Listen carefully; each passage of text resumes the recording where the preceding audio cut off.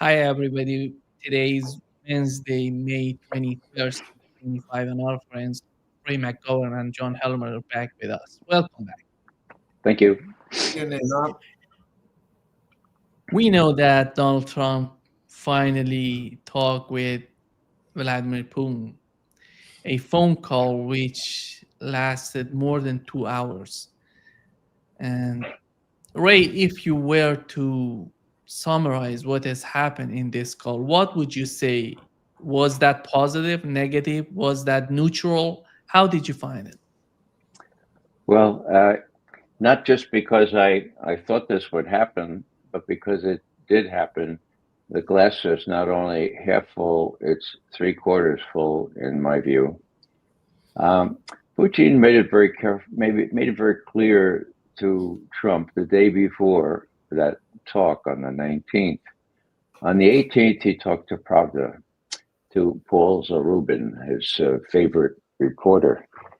I wrote down what he said here because it's the title in Pravda was "Look, peace must be built on roots, not rubble."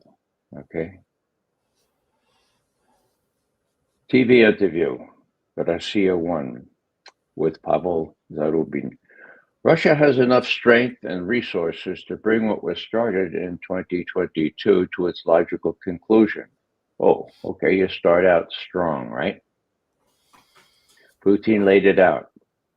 We want to eliminate the causes that created this crisis to ensure the security of Russia and the rights of the people in the territories. That's what we always talk about. Now, the commentator in Pravda said this wasn't mere messaging, it was a signal to Washington. Well, hello, that's a message, right? And for once, maybe Tulsi Gabbard or her crew were listening and watching and said, whoa, he's going to come in strong. But he also said this: we respect the national interests of the United States and expect to be treated in the same way. Okay. So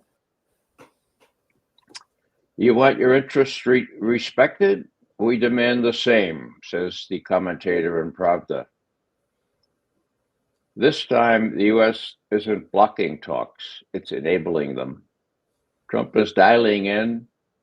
Rubio is with Lavrov on the line.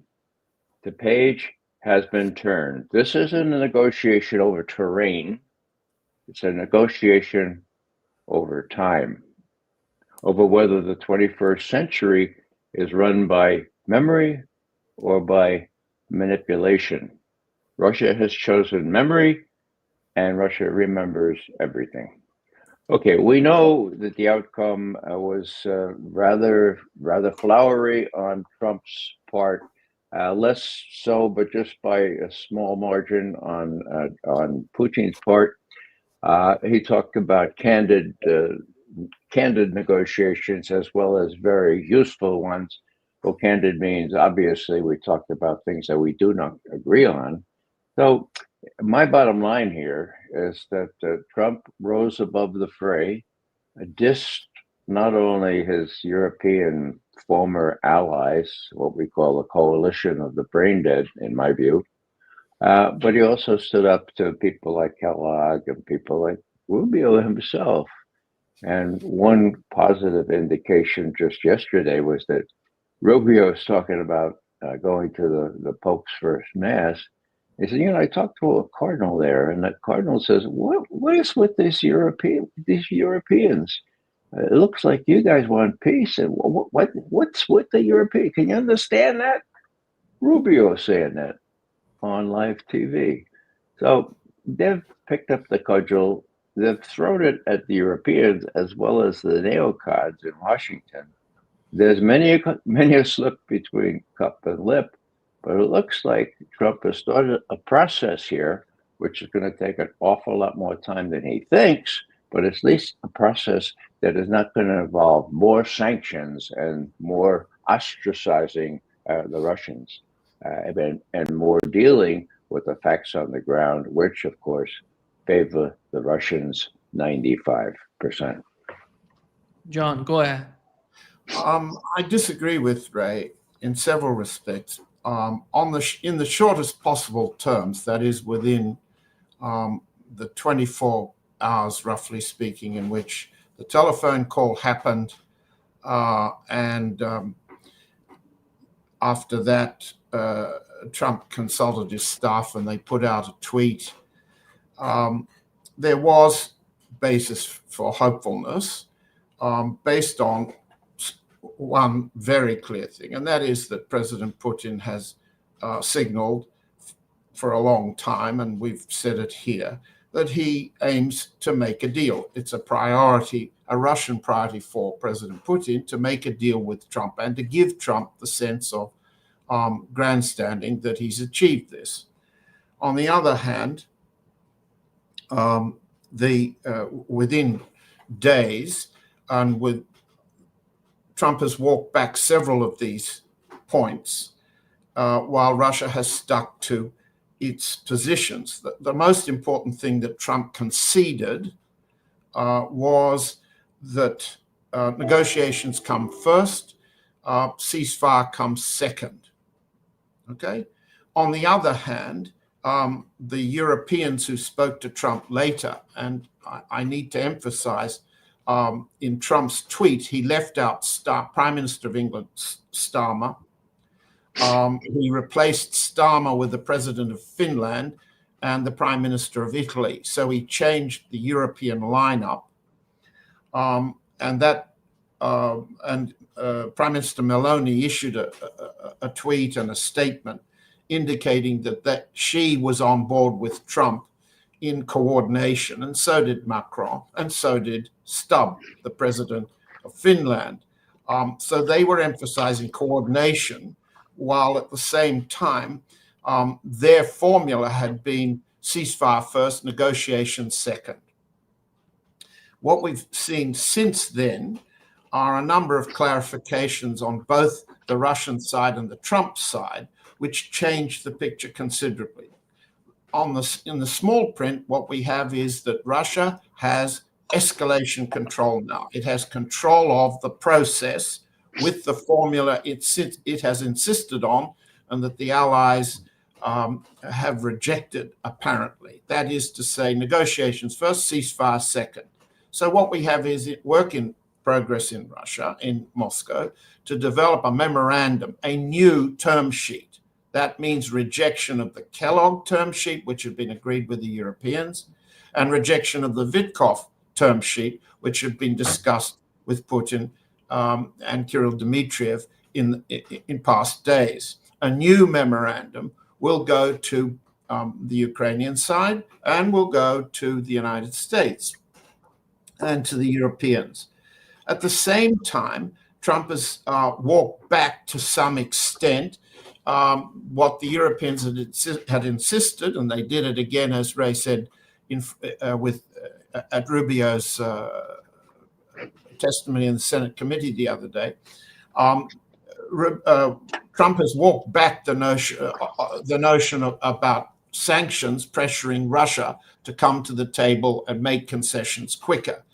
Trump has said, and I recommend that people listening read what he says on rollcall.com, both what he says in tweets, what he says in press gaggles, what he says in speeches, because he's changed since that telephone call.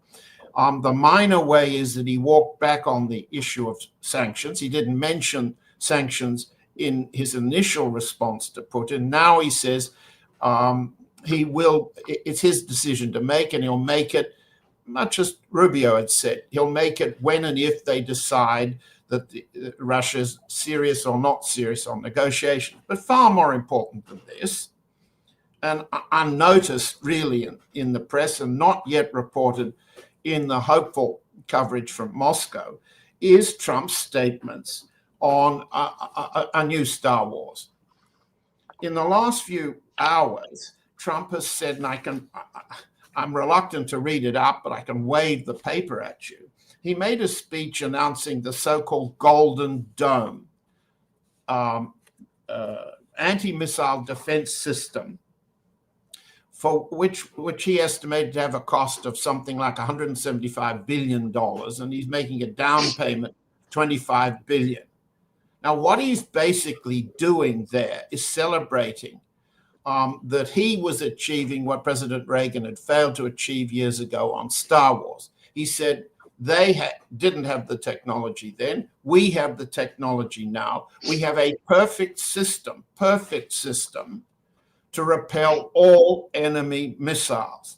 Now, this is lunacy. It's not mad. MAD, mutually assured destruction, has been a fundamental doctrine that in which both sides, the United States and Russia, maintain the capacity to penetrate the defenses of the other side if there's a first nuclear strike by one against the other. Now Trump is claiming that, quotes, there's a great deal of evil in the world, and he means, there's no question about it. The evil in the world he's meaning, against which his Golden Dome is a defense, the evil in the world is Russia and China.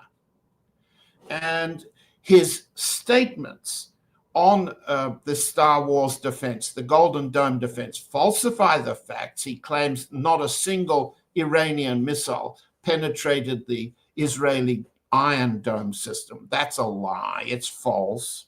Second, he's completely upsetting strategic balance, the principles of strategic balance, on which we've already had a Deputy Foreign Minister, Mr. Ryabkov, say that unless US policy changes, there can be no strategic agreements between Russia and the United States. Well, this week, since the call with Putin, Trump has sabotaged the fundamentals of a strategic reset between Russia and the United States.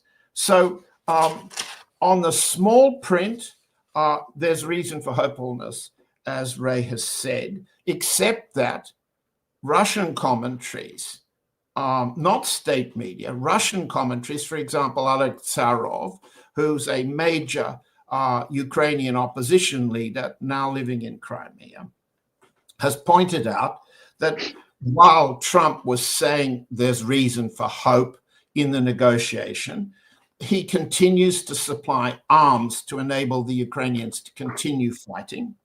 He continues to run drones and fixed-wing aircraft over the Black Sea.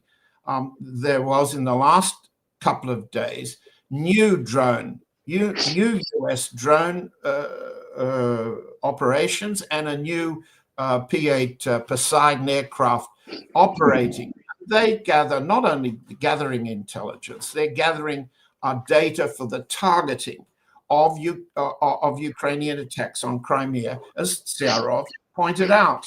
So what we have is that's missing, but it will come into the memorandum, and Trump shows no sign whatever of deciding to halt arms supply or to change the way in which US intelligence operates to assist the Ukrainians. That's the small print of the memorandum to come, and then we'll see where Trump comes down on the Russian proposals, because we can be near certain Zelensky will oppose and will be supported by the Europeans led by Meloni and Stubb. But on the big issue, space warfare, a new arms race in space, Trump has gone in the opposite direction. He's going in the direction not of MAGA, make America great again. He's going in the direction of mega, make the empire great again.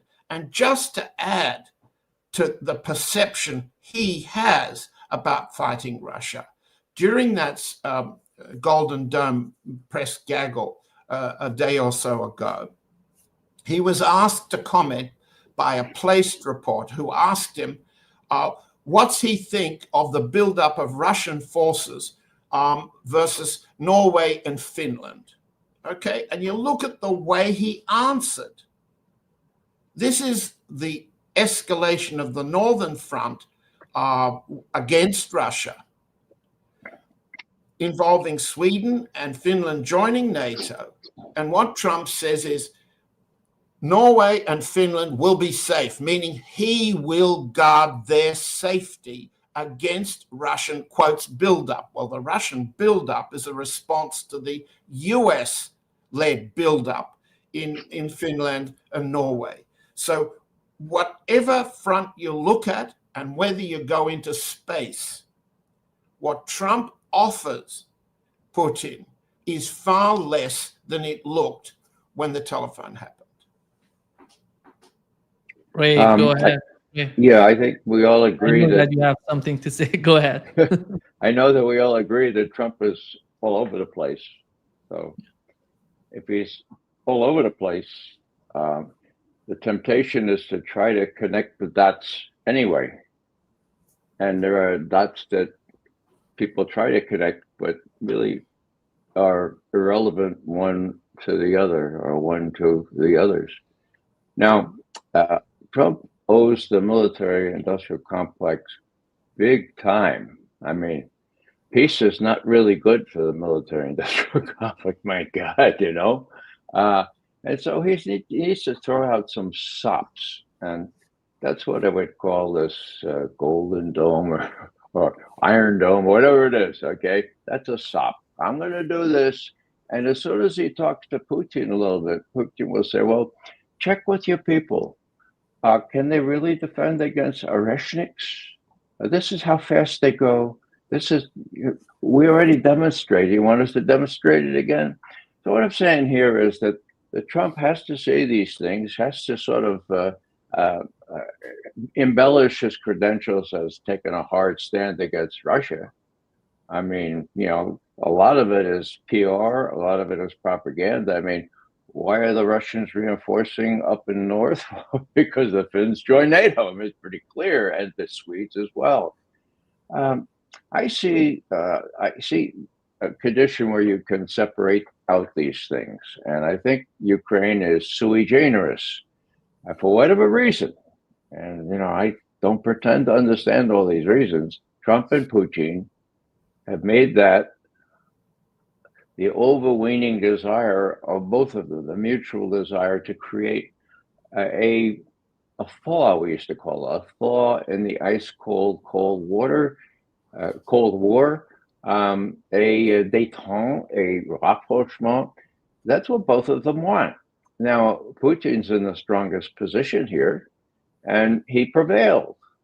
He got Trump to overrule all these coalition of the brain dead, and even Rubio and Witkoff. I don't know where he is anymore.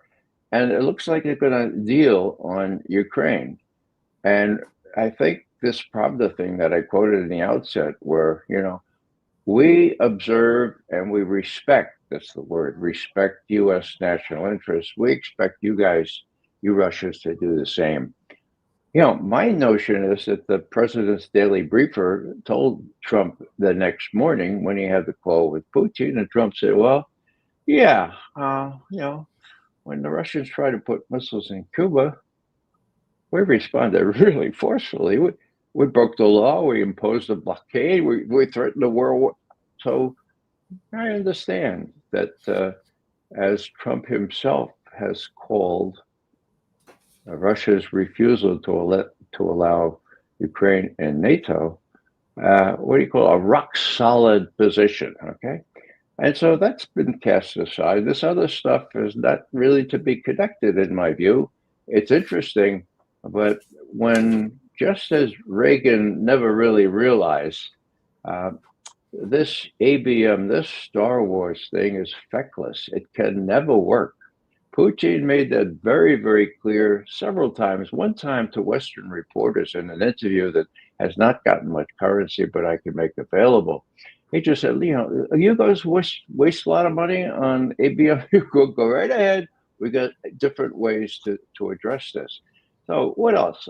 Just that when you look at Medinsky and his interview, his recital of the history of how the Russians have had to reconquer their territory notably against the Swedes.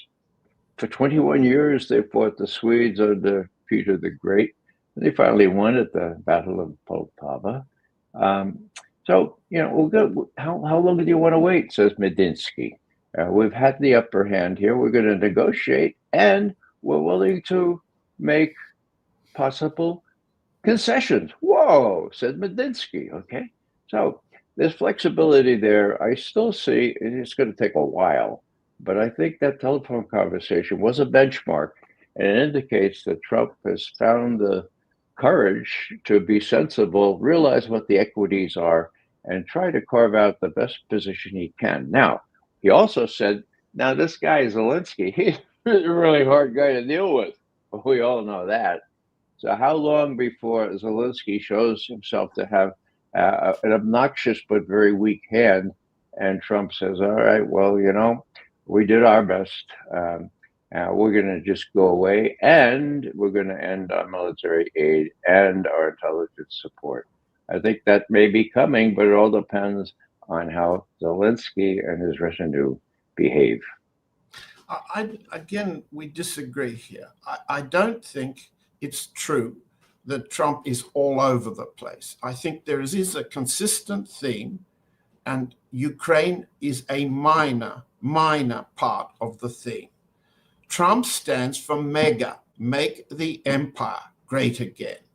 He believes that he can achieve the expansion of the US empire against China as a priority. And we've talked about this before. His first priority is to sequence the wars he's running in Iran, in Russia, or in the Ukraine, and in China in such a way that China will come first. In Trump's mind and in the administration, that's the policy, that's the priority. First. Second, that means the Ukraine war is a lesser priority or a minor element of the US strategy under Trump. If you put the pieces together, yes, Ray's right, you can line up the dots differently. But my assessment is that this is all consistent. Trump basically thinks Ukraine is a minor sideshow compared to the bigger wars. Among the bigger wars, there's the Northern Front, Finland, Norway, Denmark, the Baltic Sea, up to Greenland and across the Arctic Ocean. Second, moving towards China, Trump wants, as Rubio reiterated in his Senate testimony a day ago, towards China is the priority.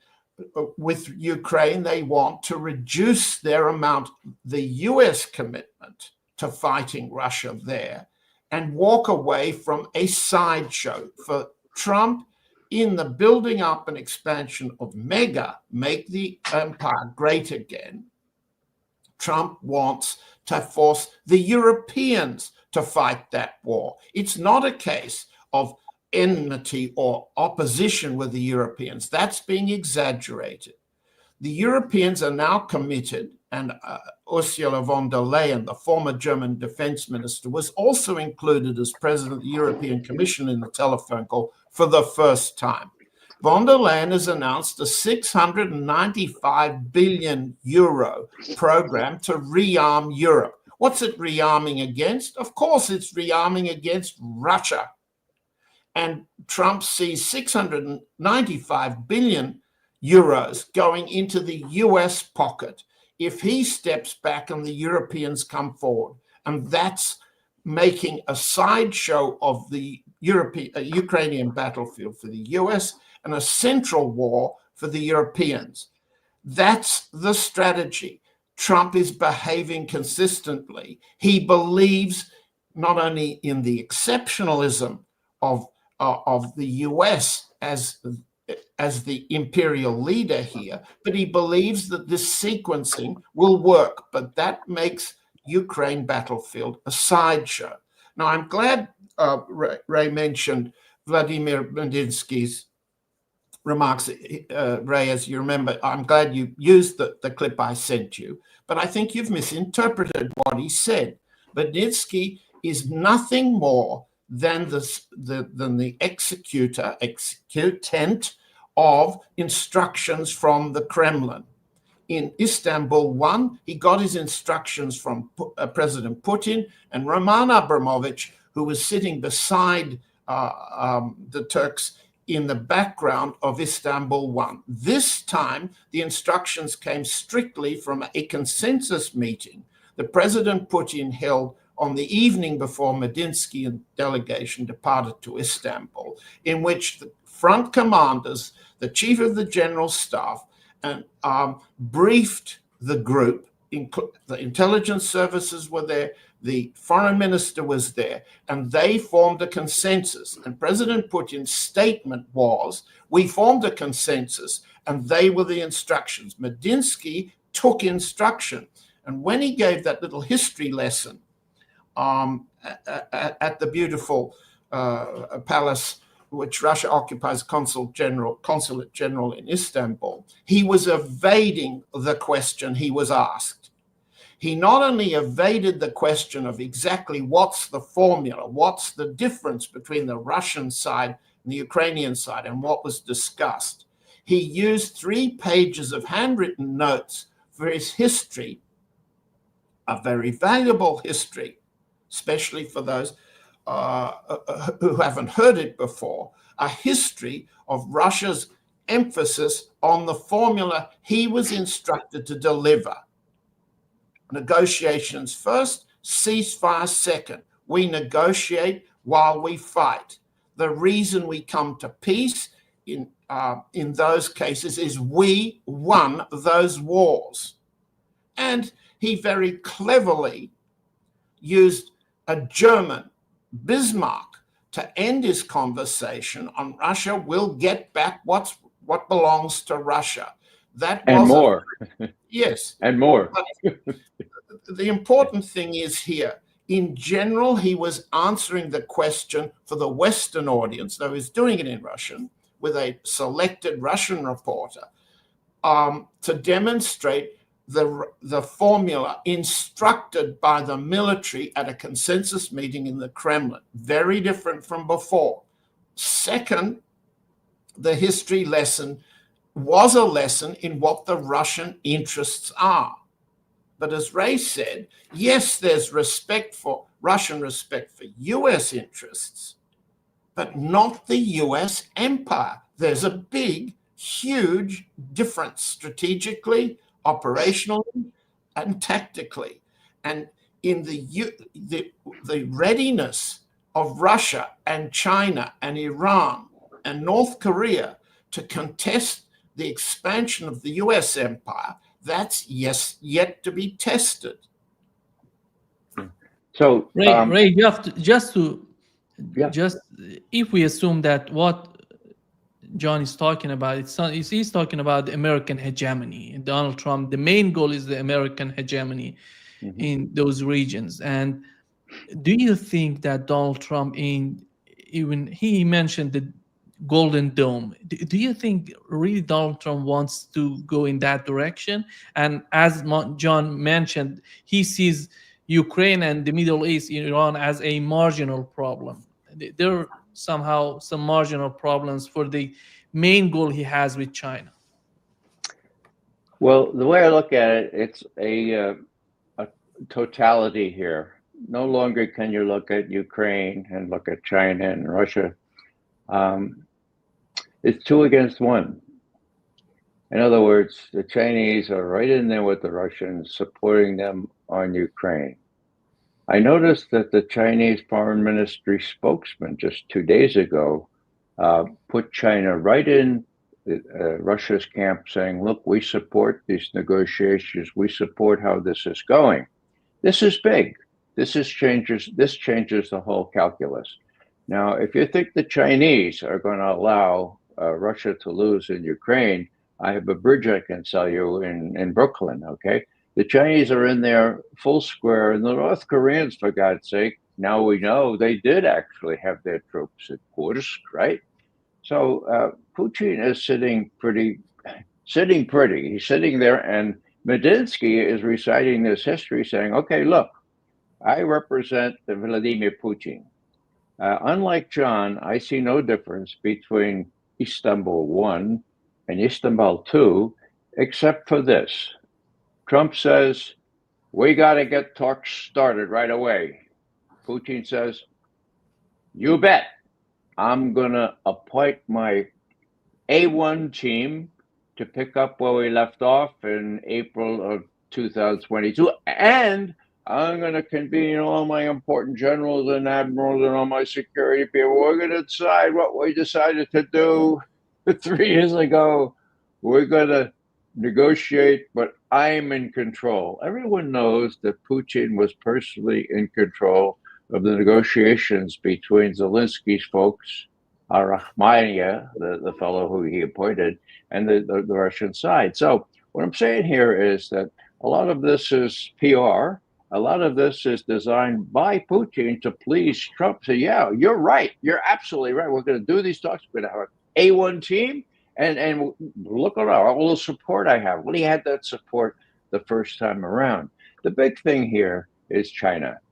Now, as I've said, kind of in a broader sense, in a metaphorical sense, Putin didn't have a big brother. His big brother perished because they couldn't feed him during their blockade of Leningrad. Last time he spoke before that cemetery holding 1 million people, they asked him, where is your brother? Where's Victor? Where is he buried? Putin, over there, okay? Now, what does that mean? Well, in a metaphorical sense, Putin didn't have a big brother. He was in the big leagues against the U.S. that kept talking about him as a gas station, posing as a country. He needed a big brother, and he got one to the surprise of everyone, including me, I confess, when he went up to Beijing in February 4th, 2022, and said, look, we're going to have to invade Ukraine because this, that, and the other thing, these are all betrayals by the West. What do you think? And she said, you mean after the Winter Olympics in Beijing are completed, right? Now, all my Chinese colleagues said to me, no, the Chinese would never condone that. They would never acquiesce. The Chinese policy is Westphalia. You don't invade. You respect this. And they were all wrong, and so was I were wrong. I didn't think that Putin would invade Ukraine because he didn't have a big brother. But now he has one. My God. And now they're together like never before. This is world changing. And the Chinese, to the degree that Trump needs to learn about the Chinese, he will learn about the Chinese in due course. But they're sitting in the background supporting Russia just as the North Koreans are, full bore. And it's not like Putin is lacking allies. He's got the biggest and most powerful ally in the world, barring none. And that includes the United States. Those are the new realities. That's what the background is for Putin to deal. He has a confidence expressed by Medinsky in a pretty articulate way. I really admire the synchronization of that English speakover or whatever it was. I mean, he did that Russian lesson. I said to myself, my God, I learned that Russian lesson. That's if memory serves. Now, memory goes back 65 years, okay, when I studied Russian history at Fordham. And that's how I checked with the more recent, more younger historians. And yeah, he got it exactly right, okay? So that's the setting. They're prepared to, as Medinsky said, we can fight for 1, 2, 3, 21 years what it took Peter the Great. Oh, what's your choice here? And they have the reinforcements now. They can go much faster if they desire to, and most of all, they have Trump acquiescing in this notion that now ceasefire are illusory until you spell out real terms in real negotiations. John, do you feel that Donald Trump is somehow, and after the call, he said that the two parties should talk to each other? And it seems that somehow he's leaving this scene. Is that the sense that you're getting from the tone? No, not leaving the scene. He's reducing the priority from a US war fighting point of view. He's sequencing his wars. What he's doing is threatening Europe that he's leaving the scene, so that that's a part of the protection racket that's a normal function of an empire since the ancient Greeks and Persians. There's nothing new about that. What Trump is doing is two things. One is saying Ukraine's a sideshow, so you two chaps fight out your war, or I'm walking away unless I can assist you in coming to some arrangement. And he's dropped ceasefire, which Kellogg and the Europeans were pushing first, right? He's done that. But he may walk that back the minute the Russian memorandum lands on everybody's desk. And the Russian memorandum will say there are a number of conditions here that have to be met. Ceasefire comes after you stop delivering arms, you stop helping the Ukrainians fight on the battlefield with your battlefield intelligence operations, the Black Sea, and so forth. That's to come. He's not walking away. He's telling the Europeans, you fight this war, you rearm against Russia, you will pay me 695 billion euros worth of arms, air defense, everything you can name, that will run all the way from, let's say, from the Ukraine battlefield all the way up to Greenland. And Trump aims to profit from that while encouraging each of the NATO allies to spend more in the United States and confront more in their sectors of this front. So it's a sequencing and it's a change of priority. Trump is not, in any respect that I can see, aiming to diminish the US hegemony. You used that word, and I used the word mega, make the empire great again. We're using the same word, the same term, the same meaning. No, he's changing priority and making money. That's what he's doing. Yeah, I think it's a feckless thing to speculate that the Europeans can chip in here in any meaningful way. They have no armies, they have no air force, they have no. I mean, they really can't help in any major way. They like to spend a lot of money. A lot of the money is going to European military-industrial complex. They like to make their own stuff now, and they're trying to do that. The European major manufacturers, the stocks are going way up. Not so much in the United States, okay? So what we have here is a dissing of these people who are appropriately called the coalition of the brain dead. These are chinovniki. These are bureaucrats that bubble to the top through their political system. And I'm talking about Starmer and Merz and Macron and whom am I missing? Tusk, if you will, and Maloney. Now they're on board. Yeah, they're on board with what's happened after Trump talked to Putin. This is a measure, and I'm just going to read one paragraph. This is a measure of the disdain with which even Rubio. Now Rubio was close to Kellogg on these other things about more stringent terms. Okay, but here's what Rubio said after he met with this one senior in the Vatican. He said, I met this morning with one of the cardinals, and he says to me, quote, it's very unusual for us. We have an American president who wants peace, and it's some Europeans who are consistently talking about doing war. So the world is kind of upside down in their minds now. Now, it's surprising, number one, that some Monsignor would confide that to Rubio.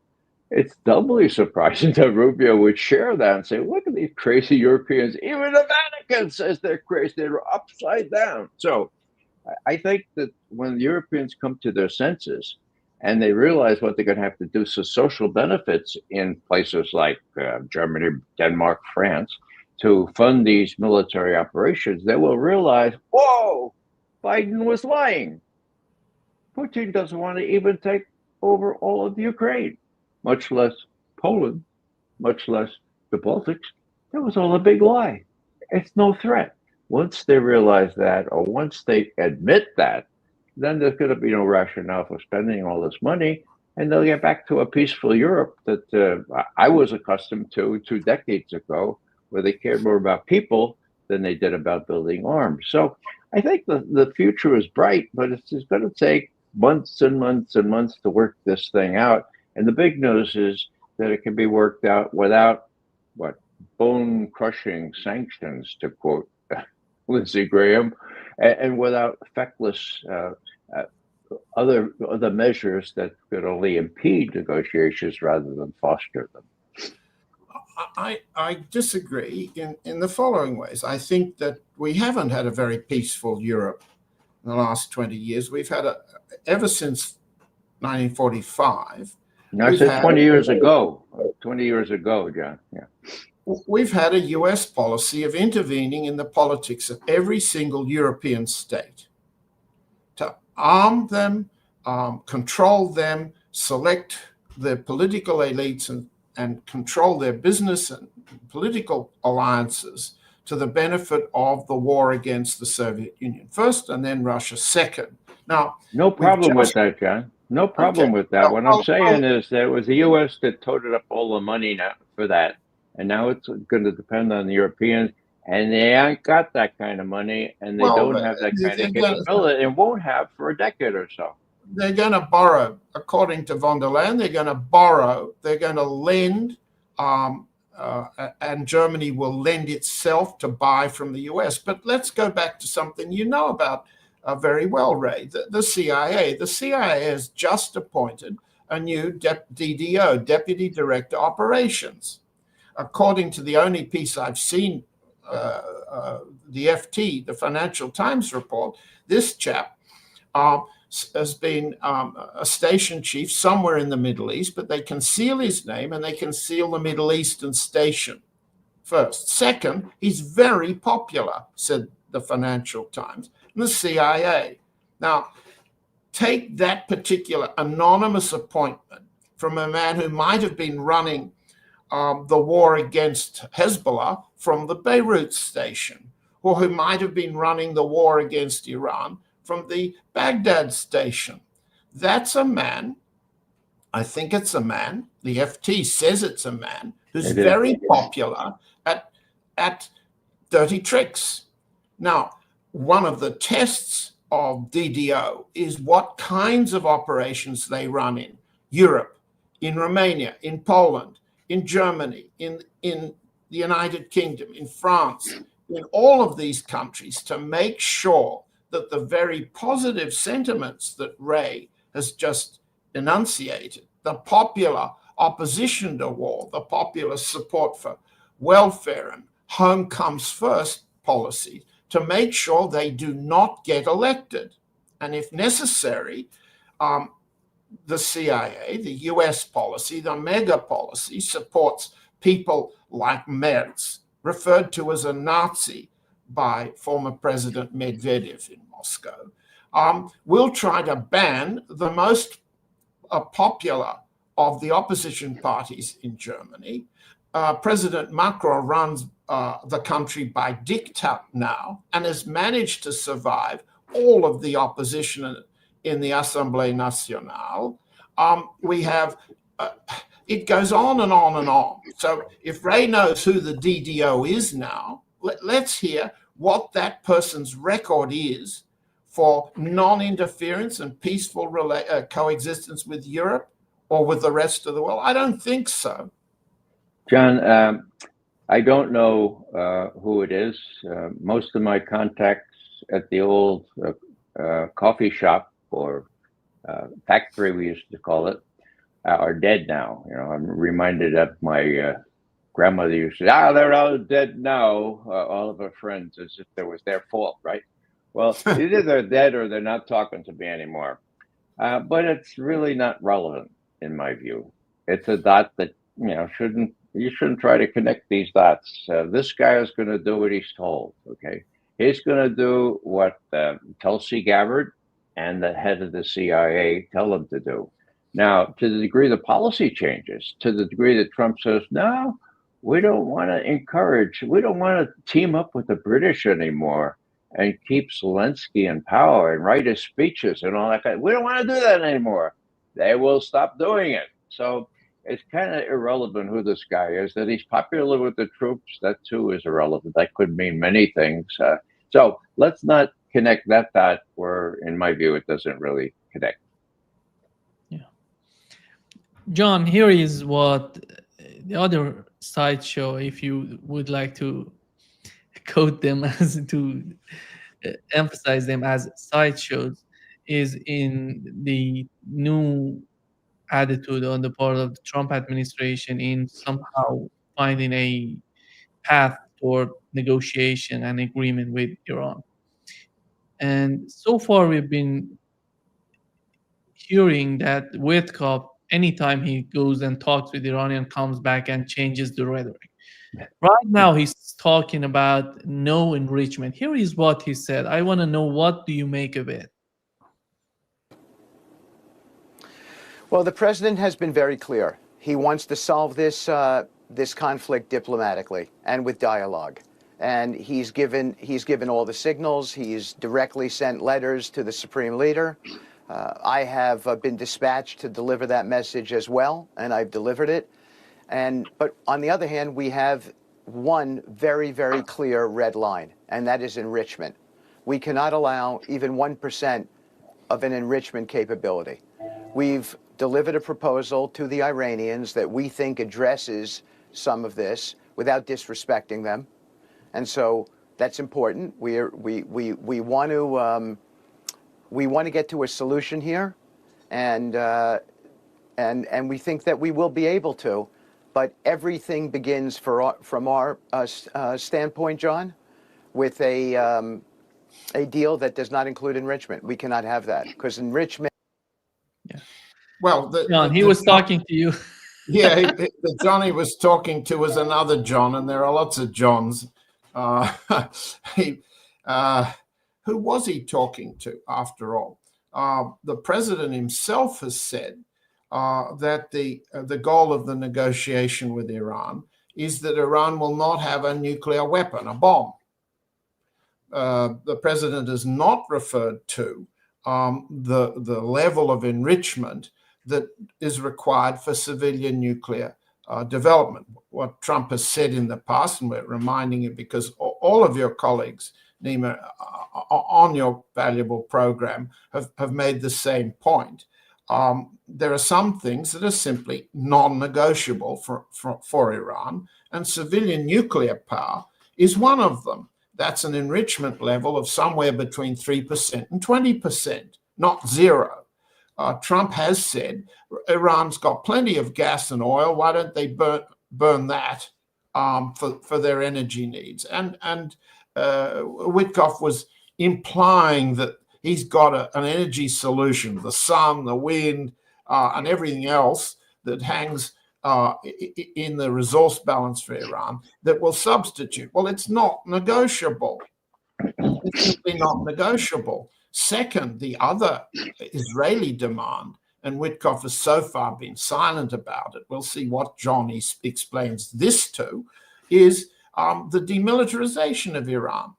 That's to say that the dismantlement, but under inspection, of Iran's hypersonic, supersonic missile capability to penetrate and attack Israel in retaliation for it's the deterrent. It's the mutually assured destruction deterrent that Iran must have. That's why they must have a nuclear weapon, since Israel has them. And Witkoff and Trump have no intention of even stopping the Israeli genocide, let alone stopping the Israeli threat to use nuclear weapons against Iran, or to deter the Israelis from assassinating Iranian officials and doing the kinds of attacks they aim to do from the air by sabotage on the ground. So if one was trying to put Witkoff in sequence, he's changed his position. And he's changed his position since he began negotiating with the Iranian side, a negotiation which Trump unusually called intelligent. In other words, Trump was blessing the negotiation where it was before Witkoff just delivered his message to John. Okay, so to walk back the negotiation at this stage has to be a very non-helpful move, especially since it's quite clear neither abandonment of enrichment for the civilian nuclear program is negotiable for the Iranians, and nor is demilitarization. I had thought we were getting to the point of the Trump administration, led by the president himself, coming back to some variant of the Joint Comprehensive Plan, the JCPOA, from which Trump extracted himself. And it seems to me that all of your colleagues on this podcast have agreed for the last few days now. Why Witkoff walked it back, I don't know. One can see that in the National Security Council and in other parts of the administration, you have people like Sebastian Gorka, who announces on TV his contempt for the interview and he didn't like the question, and then runs a list of all the people he's murdered since January the 20th. These are the people who essentially back Israel. We'll see which way the CIA's clandestine operations directorate goes on Israel and on attacking Iran clandestinely, not from the air, not from air attack and so on. But one has to imagine that Witkoff is backing away from the positions he himself was offering to Iran a few days before. That's the only way I can read it. And Iran, having accepted part of Witkoff's term sheet, puts Witkoff in a position of walking away from his own term sheet. Yeah, Witkoff, of course, is not his own man. And he probably talked to Trump on the phone, and Trump said, yeah, well, why don't you try this? No enrichment.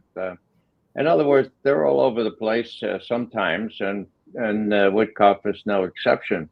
I think what needs to be borne in mind here is that I think they're conducting their fourth round of negotiations on this issue, and that speaks volumes that they've not stopped negotiating.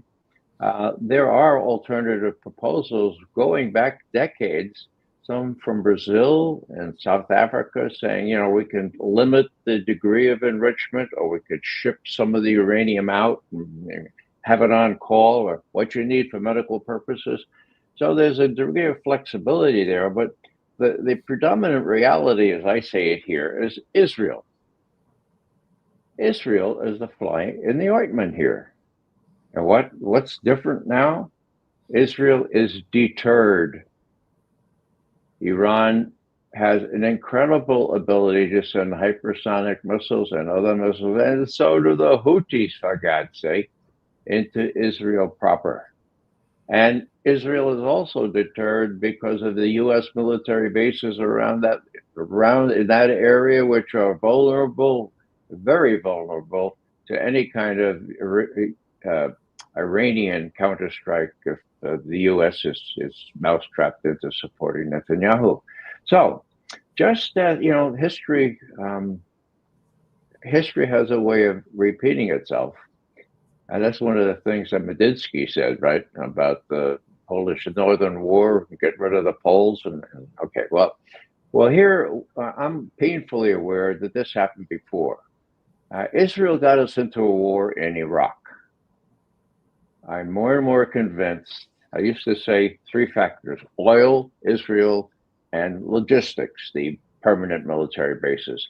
All kind of 33 and a third percent. No, it was 50% Israel at least. Then they wanted to get us into a war against Iran. Now, The history is this. The intelligence community, which was so corrupted as to justify, in quotes, the invasion of Iraq, knew that it really shouldn't get mousetrapped like that by people like Cheney. And somebody had the idea, look, let's get an honest estimate on Iran, how close they are to a nuclear weapon. Because the estimates in the past have always been like 1995, or about that 5 years away, 19 or 2020, about they're about 5 years away, you know.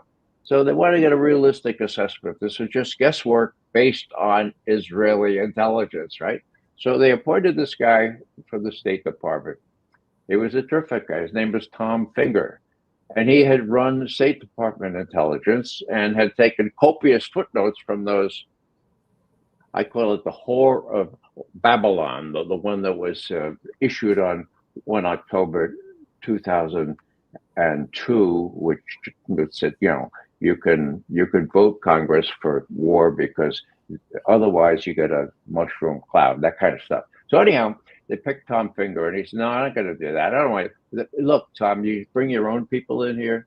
Bring your own people in. We'll give you a year to do it, and we'll get it congressionally mandated, so the Congress can release it when it's done, sanitized version. Long story short, he worked for the whole year 2007, okay?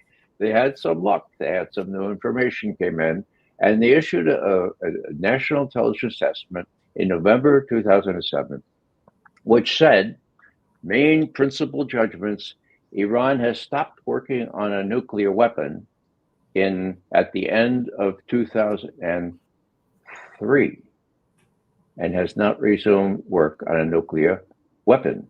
We say this unanimously, all 16 intelligence agencies at the time, and we say it with great confidence. Whoa, now Congress issued that. And what did Trump do? He went to Israel and complained, I don't agree with that. I don't know, they took and then he wrote it in his memoirs. He says, you know, this was a real disappointment to me because, and this is a quote, I memorized it, okay? Decision points. I don't suggest you buy it. See it in the library, okay? His memoir. Quote, this was a bombshell. For how could I justify attacking the nuclear facilities of Iran when the intelligence community says that Iran has no active nuclear weapons program? Bummer. Now, the only thing missing from that quote is bummer. You know, how they wanted to attack Iran in the year they went out of office, 2008, and leave the mess to whoever came next, okay? Now, that estimate made that impossible because it was published and because it was unanimous and it was high confidence, this whole thing, all right? That estimate has been reiterated every year since. Every year, 2007 till now, okay? And that gives me hope that there are still some honest people left in the intelligence community because they could have easily come and changed it around when Trump came in, right? Or when Biden came, but they didn't. So Tulsi Gabbard, a month and a half ago, said, no, that's still our judgment. So you're pushing out an open door when Trump or other people say, we will not let Iran get a nuclear weapon. Well, they're not going to get a nuclear weapon. We know that. We will. Now, last thing here, Bill Burns, CIA director of recent memory, before he went out, you know, just maybe a qualm of conscience, maybe he'd say something true for a change. Okay, maybe he'd say something that was legitimate. And he said, oh, by the way, you know, Iran is not working on a nuclear weapon. And if they decide to work on a nuclear weapon, we find out right quick. We find it, you know, he didn't say this, but there are all these things in the space. There are all these cameras around. So we'll find out very quickly. So they're pushing on an open door with respect to enrichment. They can negotiate enrichment. They're not going to accept zero enrichment, that's for sure. But there is some leeway there, and they're talking. So if they're having the fourth round of talks now, that to me is a favorable sign. I think somebody told Trump, maybe it was his military, that if we get involved with Iran, it's goodbye, not only our bases in the area, goodbye substantial portions of Israel, and you had a major regional war there. The Russians might even come in. Certainly, it would be something that nobody would want. We agree on the capability of Iran to deter a US-Israeli attack, but we don't agree in the following way. I wrote the book, The Jackal's Wedding, which analyzed long before Israel existed that it was US policy to destroy first the British Empire in the Middle East, and second the French Empire, and replace it with the US Empire, whether it was General Patton in Morocco or Curtis LeMay in General LeMay in Libya.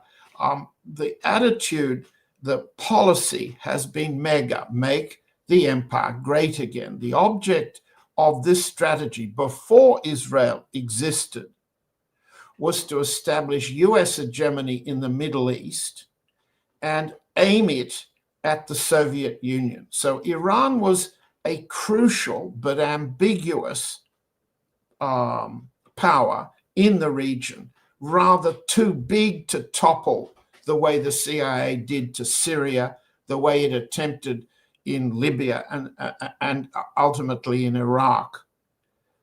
Iran is potentially a US ally, as it was under the Shah, and you know the story better than I do, Nima. An ally against Russia. It's on the southern front. And it's a long-standing US hegemonic game to keep Iran away from the Arabs, destroy Arab nationalism as it's been destroyed, and build, on the one hand, bases in the Middle East. They used to be launch pads for what Dan Ellsberg revealed as US nuclear attack plans. They're no longer needed for that purpose, but they are needed to make sure that Middle East doesn't become pro-Russian as parts of it once were. Israel is the US aircraft carrier in that region, but Israel has its own expansionist aims. It has its own hegemonic aims. It has its own aim to expand Israel, to control Syria directly, which it's on the way to doing.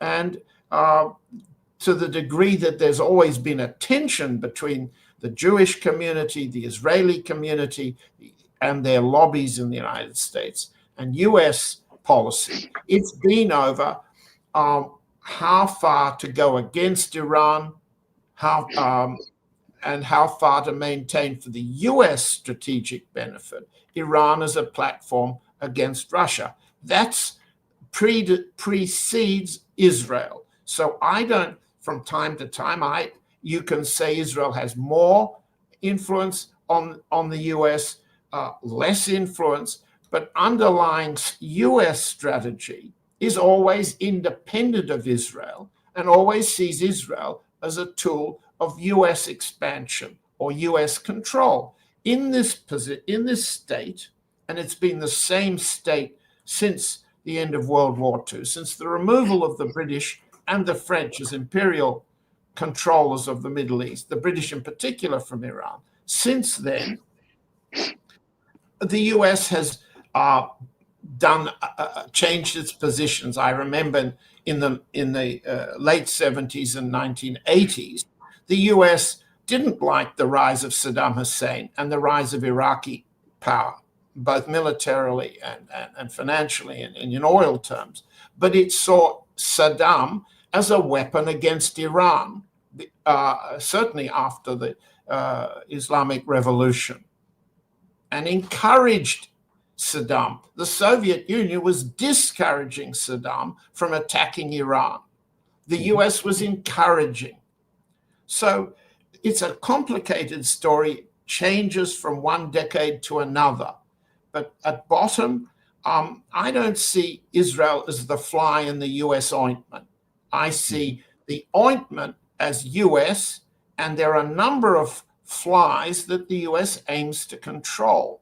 And ambiguity to the long-term evolution of Iran is a US policy now, while they think, well, we don't want to do anything that undermines our long-term policy for regime change in Iran. That's not even discussed. Witkoff can't discuss regime change, but he is in a way. You listen to what Trump says about the standard of living in Iran. You can hear what he was told, that ultimately the Islamic regime will fall out of domestic pressure. And we, the United States, with our allies, including the French, the British, and the Israelis, and maybe the Turks too, have got to encourage regime change in Iran. Having a war of the Israeli type protects the regime. It mobilizes the nation to defend Iran against the Jews. I mean, it's perfectly obvious. If you want regime change in Iran, you don't encourage war. And we both agree, Ray and you, Nima, that the deterrent capability of the Iranian regime is now too sophisticated and too competent to risk the kind of aerial missile war that Israel appears to be encouraging the United States to perform. But the underlying approach to Iran for the United States isn't changing. Yeah, I just to add that the horse has left the barn with respect to U.S. hegemony in the Middle East. I witnessed the fact that Iran has things that almost are defense treaties with Russia now, comprehensive strategic treaties with China now. Both Russia and China are not gonna sit by idly, as the rhetoric used to say, if there's hostilities, if there's regime change attempts in Iran. So that's one thing. The other thing is that Israel is not the power that everyone thought it was. I mean, 3 years later, they have not been able to beat Hamas. All they've been able to do is kill women and children, and it's blood curdling for me to think about thousands of children starving to the death with us enabling that. That is, the U.S. enabling that.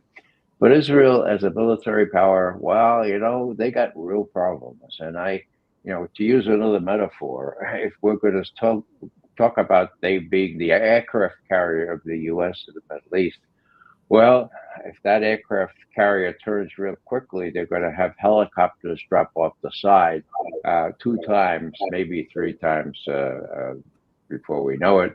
It's an aircraft carrier that has shown real feckless inability to make any changes. Why? Because it's a sitting duck, for God's sake. You could spend $12 billion making an aircraft carrier, and that would be really enriching the pockets of the defense companies. But they are sitting ducks. That's why they have to sit out way in the Indian Ocean elsewhere, so they can't get attacked. So what I'm saying here is the realities have really changed with respect to Iran. Iran is in a much stronger position now instead of fearing the Russians, as we encouraged them to do 30 years ago, they're now in bed with the Russians, and the Russians have real stakes there to make sure that the U.S. and the British or the French or nobody else makes inroads or causes regime change there. The only fly in the ointment there is if Netanyahu gets in such a terrible, precarious position internally, domestically, in Tel Aviv or West Jerusalem, and the choice is between going to jail to that bridal suite that he'll share with his wife and starting a war against Iran. I don't know what that guy would pick to do, but he might think that if he started hostilities with Iran, that Trump would be, because of the political realities in our country, would be compelled to defend him, to join in the fray. Our problem there is that Netanyahu famously said in 2001 that 80% of the American people support Israel no matter what they do, and he called that astounding, amazing, crazy. Okay, well, it's not 8% anymore. So I think Trump would be emboldened not to get himself mousetrapped And I think that's what his military is telling them. If they're only for their own good, because, like, can the U.S. military afford to lose yet another war? Well, I suppose they can, but they'll be doubly embarrassing. I think we can wrap it up right now. Thank you so much, John and Ray, for being with us today. Great Thanks, pleasure. John. Thank you, Nima. Ray. Thank you, Nima.